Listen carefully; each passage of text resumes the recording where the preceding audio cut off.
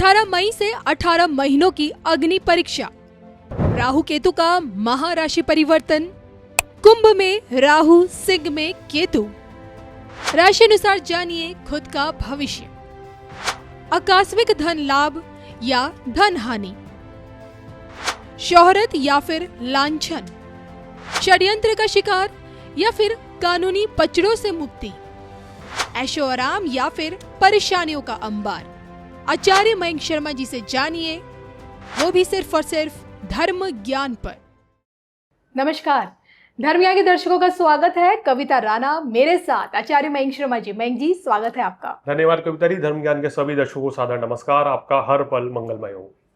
लेकर हाजिर है, क्या कहता है मायावी राहु केतु का महाराशि परिवर्तन। 18 मई से 18 महीनों के लिए सोचिए, 5 दिसंबर 2026 तक राहु केतु अपनी चाल में एक बड़ा बदलाव करने जा रहे हैं। यही बदलाव आपकी जिंदगी में कितना बड़ा परिवर्तन लेकर आएगा, बात आज हम इस वीडियो में करेंगे तुला राशि, तुला लगन वाले जातकों के बारे में। राहु शनि के घर में और केतु कन्या में आकर किस तरह से आपकी परेशानियों को बढ़ा भी रहे हैं, कम भी कर रहे हैं, शुभता दे रहे हैं या नहीं दे रहे हैं, क्या कुछ कहता है सब कुछ राहु केतु का ये चक्कर आपके लिए। आइए जानते हैं मयंक जी से। बिल्कुल, देखिए तुला राशि वालों की अगर बात करें तो वही शनि राहु की युति छठे भाव में चल रही थी, थोड़ी सी परेशानी दे रही थी जी। यहाँ पर अब शनि फ्री हो चुके हैं 18 मई के बाद से, तो यहाँ आपको शनि का पूर्ण फल मिलेगा, शुभ फलों में वृद्धि होगी।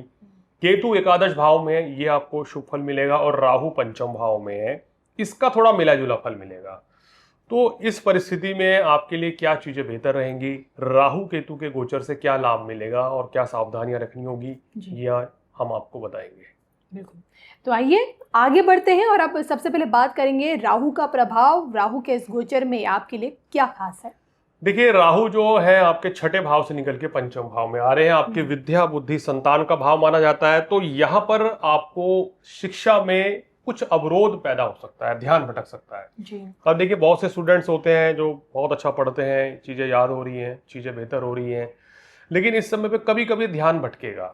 लेकिन अच्छी बात क्या है कि गुरु अब आपके नवम भाव में 15 मई से आ रहे हैं, तो ये आपके लिए सीधा सीधा दृष्टि आपके पंचम भाव पे डालेंगे जी। तो कोई बड़ा नुकसान नहीं होगा, यानी कि ध्यान भटकेगा जरूर। अगर आप कॉन्सेंट्रेट करके पढ़ेंगे तो आपको बड़ी सफलता भी अर्जित होगी, गुरु की दृष्टि है, तो ये आपके लिए अच्छी रहेगी। लेकिन कभी कभी डिस्ट्रैक्शन हो सकती है, उस चीज से बचें।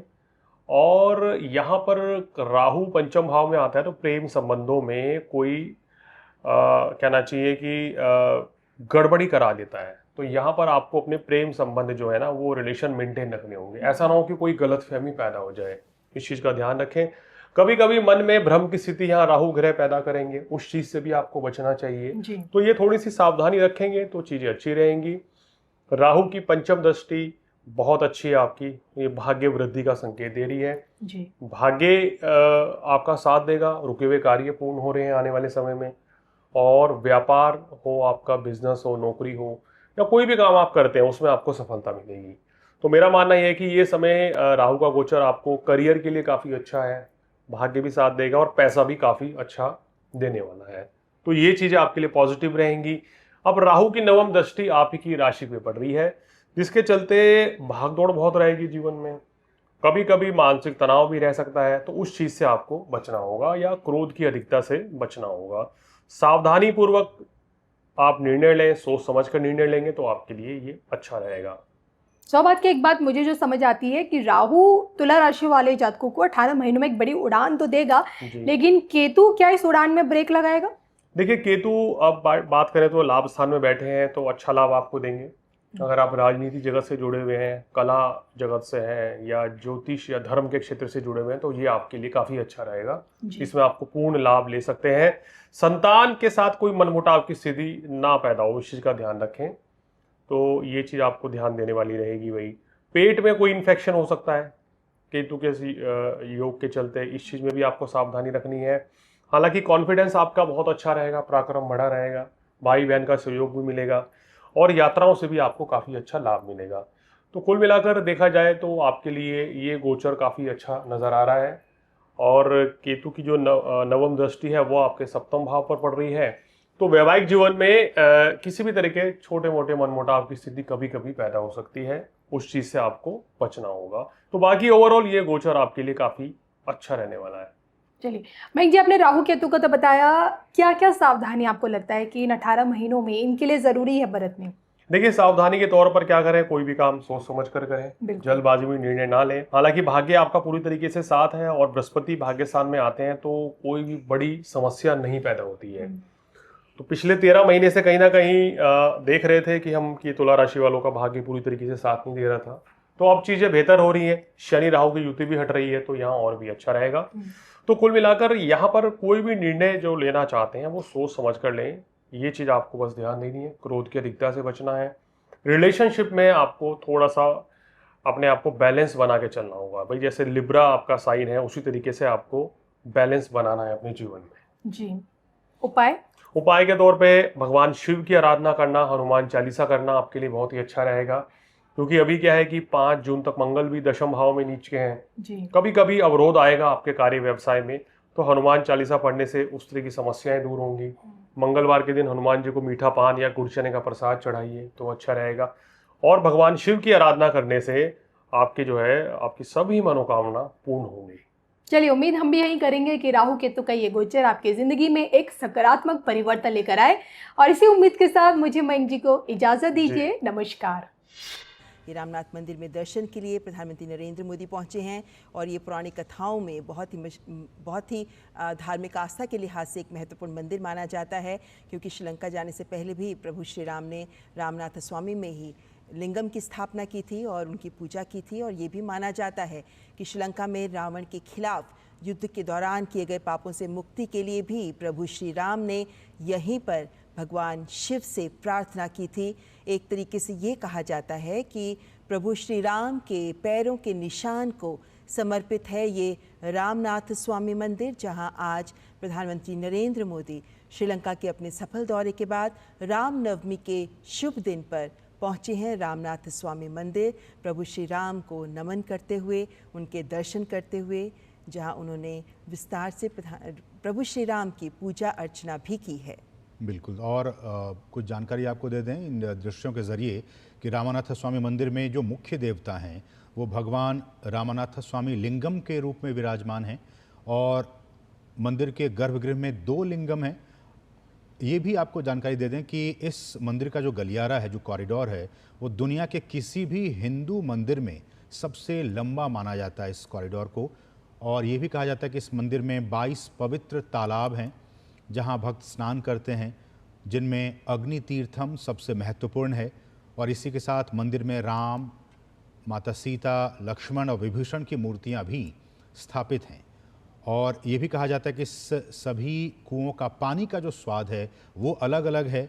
और कहा जाता है कि भगवान के दर्शन करने से पहले इन कुओं में स्नान करने से हमें पापों से मुक्ति मिल जाती है। और जैसा कि हमने कहा कि रामनाथ स्वामी मंदिर 4 धाम तीर्थ यात्रा का भी एक महत्वपूर्ण हिस्सा है, जिसमें रामेश्वरम के अलावा बद्रीनाथ, द्वारका और पुरी शामिल हैं। तो ये एक बहुत ही महत्वपूर्ण ये मंदिर रामनाथ स्वामी मंदिर रामेश्वरम में स्थित एक बहुत ही प्राचीन मंदिर है और ये भगवान शिव की पूजा के लिए समर्पित है। 12 ज्योतिर्लिंगों में से ये एक मंदिर है और यहाँ पे जो पूजा है उसकी अलग अलग विधियाँ भी हैं।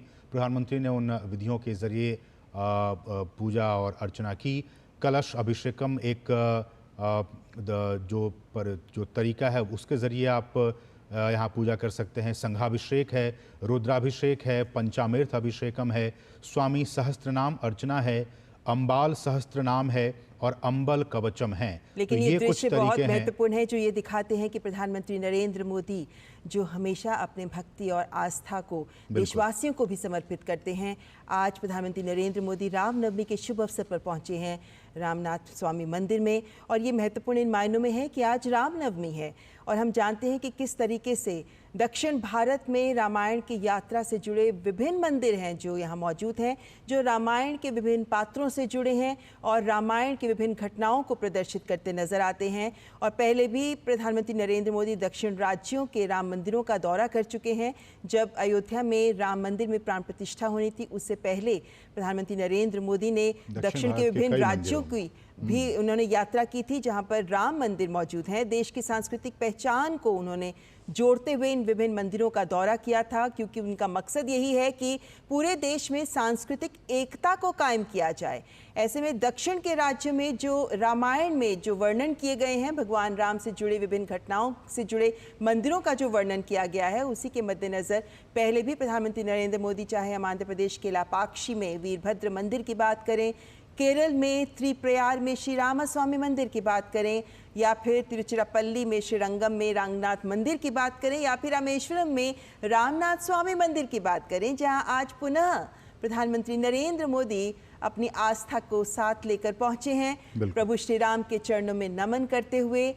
और रामनाथ स्वामी मंदिर, जो प्रभु श्री राम के पैरों के निशान को ही समर्पित माना जाता है ये मंदिर, क्योंकि श्रीलंका जाने से पहले भी प्रभु श्री राम ने यहाँ रामनाथ स्वामी यानी शिव के लिंगम की स्थापना की थी। तो प्रभु श्री राम, प्रभु शिव के संगम का एक अद्भुत दृश्य प्रस्तुत करता है ये रामनाथ स्वामी मंदिर। और आज प्रधानमंत्री नरेंद्र मोदी, चूंकि सांस्कृतिक एकता के सूत्रधार रहे हैं प्रधानमंत्री नरेंद्र मोदी, और वहीं धार्मिक आस्था के भी प्रतीक के रूप में पहचाने जाते हैं प्रधानमंत्री नरेंद्र मोदी, और इसी का एक संगम हमें प्रधानमंत्री की इस यात्रा में देखने को मिला है। तो आज प्रधानमंत्री ने पहले विकास के कार्यों को राष्ट्र को समर्पित किया, विभिन्न परियोजनाओं का 8300 करोड़ की विभिन्न परियोजनाओं का लोकार्पण व शिलान्यास कर एक प्रधानमंत्री के तौर पर अपने कर्तव्य का निर्वहन किया। और उसके बाद वे पहुंचे प्रभु की शरण में श्री रामनाथ स्वामी मंदिर में, ताकि प्रभु श्री राम से आशीर्वाद ले सकें, पूरे देश की समृद्धि के लिए उनसे प्रार्थना कर सकें। और आज के ये दृश्य इसी बात को दिखाते हैं। इससे पहले भी हमने देखा किस तरीके से प्रधानमंत्री नरेंद्र मोदी जब श्रीलंका की सफल यात्रा के बाद भारत आ रहे थे, तो उन्होंने राम सेतु के भी दर्शन किए, और वो उसी वक्त हो रहा था जिस वक्त अयोध्या में प्रभु श्री राम का सूर्याभिषेक हो रहा था, उनका सूर्य तिलक हो रहा था। और वो मन भावन, लोक लुभावन दृश्य भी हमने आपके समक्ष रखे कि कैसे सूर्य की किरणें प्रभु श्री राम के ललाट को दीप्तिमान कर रही थी, दमक रहा था उनका ललाट। और उसी वक्त पर प्रधानमंत्री नरेंद्र मोदी राम सेतु के दर्शन कर रहे थे, जिसके बाद वे पहुंचे रामेश्वरम, और रामनवमी के शुभ अवसर पर उन्होंने इस ऐतिहासिक मंदिर में पौराणिक कथाओं से जुड़े इस रामनाथ स्वामी मंदिर में अपनी आस्था, अपनी भक्ति प्रभु श्री राम के चरणों में समर्पित की।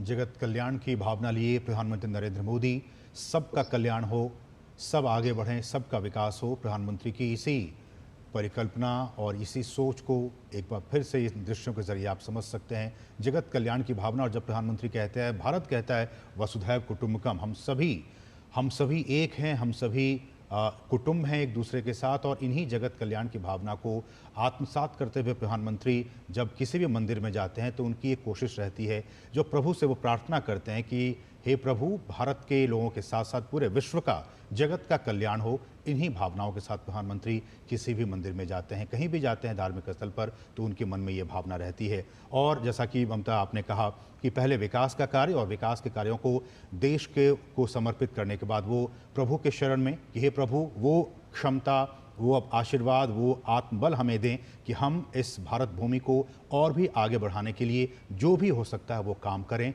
तो इसी सोच के साथ प्रधानमंत्री नरेंद्र मोदी रामानाथ स्वामी मंदिर में भगवान के सामने। हमारे साथ विशेष मेहमान भी जुड़े हुए। प्रोफेसर तिवारी, ये दृश्य आपको क्या एहसास दिखा रहे हैं? मुझे तो यही एहसास, जैसा कि हम पहले चर्चा कर रहे थे असीम जी और आप भी, कि एक सूत्रात्मकता है भारत की। आप कल्पना करिए कि हज़ारों मील दूर उत्तर भारत में अयोध्या में आज लाखों श्रद्धालु भगवान श्री राम के दर्शन के लिए वहाँ पहुँचे हुए हैं, वहाँ पर पूजा अर्चना हो रही है। उसी समय इस भारत के जो कर्णधार हैं, जो उनके एक प्रकार से प्रतिनिधि हैं, प्रधानमंत्री उसके बिल्कुल साउथ में, दक्षिण में जाकर के ऐसे स्थान पर पूजा अर्चना कर रहे हैं जहाँ पर आपने बताया कि भगवान राम श्रीलंका जाने से पहले उन्होंने स्थापना की थी। उन्होंने, तुलसीदास जी ने बहुत सुंदर ढंग से कहा है, करी हूँ यहाँ शंभु स्थापना, मैं यहाँ पर शंभु की स्थापना। और उसके बाद एक बहुत महत्वपूर्ण बात कही थी कि जो शैविज़्म और वैष्णविज़्म, शैव और राम में जो अंतर बीच में लोग, कुछ विद्वानों ने या कुछ लोगों ने किया, उसको वहाँ पर तुलसीदास जी ने 16वीं शताब्दी में ये कहा कि शंकर और राम एक दूसरे के बिल्कुल निकट हैं। उन्होंने कहा कि शिव द्रोही मम दास कहावा, सो नर सपने हूँ मोहि न भावा। यदि कोई कहता है कि वो शिव से द्रोह कहता है मेरा दास है, तो स्वप्न में भी मुझे वो पसंद नहीं है। शंकर द्रोही दास मम, मम द्रोही शिवदास। दोनों बातें कहते हैं कि चाहे वो अपने को राम भक्त कहे और शिव का भक्त नहीं कहे। इस प्रकार से यदि ये जो दक्षिण और उत्तर की जो ये खाई बनाने की बार बार जो प्रयास किया जाता है, वो उस खाई को पूरी तरह से पाटता है ये दृश्य कि ये दक्षिण में बैठ करके भगवान राम के जो प्रभु हैं शिव, और जैसा कि अभी असीम जी ने बताया कि एक तो 4 धाम में से एक है, दूसरे 12 ज्योतिर्लिंगों में से एक सबसे महत्वपूर्ण ज्योतिर्लिंग है, वहाँ पर बैठ करके उनके प्रभु राम के प्रभु की अर्चना कर रहे हैं, पूजा कर रहे हैं। इससे हमारे साथ सुंदर हमारे दृश्यों सहयोगी का- अश्विनी मिश्रा भी इस वक्त लगातार बने हुए हैं रामेश्वरम से ही। अश्विनी, इन दृश्यों को हम अपने दर्शकों को दिखा रहे हैं, प्रधानमंत्री वहाँ पे पूजा अर्चना कर रहे हैं, और क्या सोच